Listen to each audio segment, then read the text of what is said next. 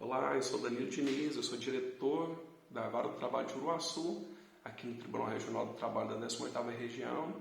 Sou lá do perfil @execução efetiva e eu estou participando desse terceiro ciclo de perguntas e respostas aqui no canal, no perfil Infodireito do Trabalho.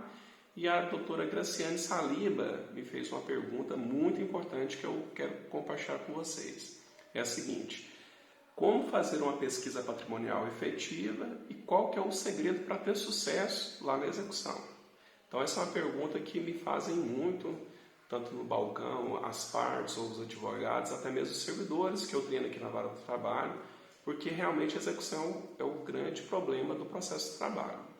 Então eu costumo orientar o pessoal que eu tenho 4 princípios, 4 pilares para a execução efetiva, que é o seguinte: o primeiro é a pessoa do devedor, o segundo é o patrimônio do devedor, o terceiro são as ferramentas de pesquisa que estão disponíveis e o quarto é a estratégia processual que a gente vai usar. Então, recapitulando, o devedor, a dica que eu dou é a seguinte: nem sempre o devedor de fato é aquele que está lá na capa do processo. Então, através das nossas ferramentas de pesquisa, através das informações que o devedor traz para o processo, a gente tem que identificar quem que é de fato o devedor. Não só a situação jurídica dele, mas também, não só a situação processual, mas quem que é o devedor de fato. Se ele está trabalhando, se ele está funcionando, se o empreendimento dele está em nome de terceiro e assim vai. Então, quando eu descubro quem é de fato o devedor, eu tenho que trazer ele para o processo. Sobre o patrimônio, a dica que eu dou é o seguinte: o devedor ele responde com o patrimônio dele presente e futuro para pagar aquela dívida.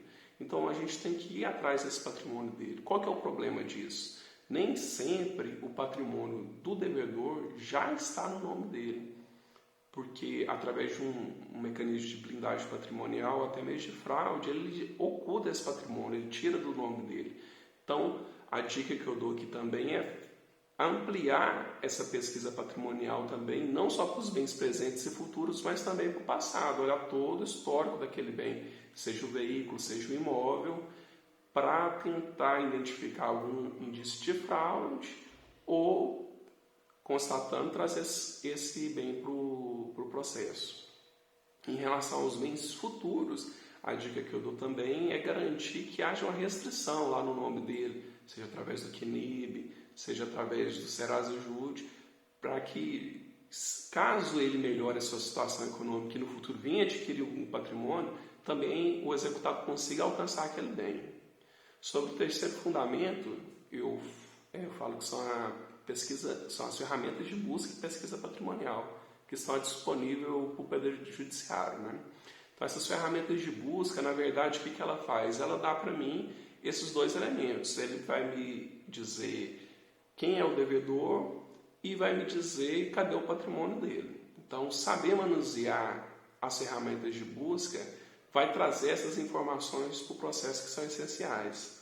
E o quarto e último fundamento que eu falo é da estratégia processual. A partir de todos esses dados, quando eu reúno todos esses dados, eu tenho que saber traçar a estratégia processual mais célere e efetiva para atingir o patrimônio do devedor, expropriar e pagar aquela execução. Isso por quê? Porque geralmente o devedor ele quer ir pelo caminho processual mais longo e cabe o credor saber os atalhos da execução processual.